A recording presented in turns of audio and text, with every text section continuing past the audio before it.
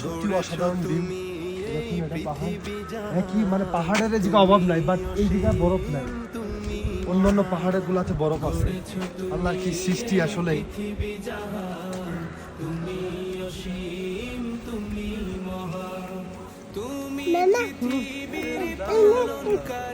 সব নিচে পানি দেখতে পাচ্ছেন, সব বরফ গলে গলে এই পানিগুলো আসতেছে।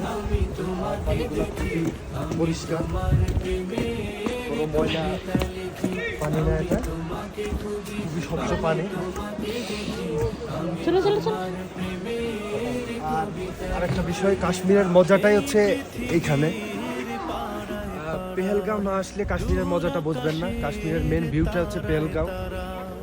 এই পৃথিবীর পাড়ায় পাড়ায় দূর আকাশের তারায় তারায় আখি দুটি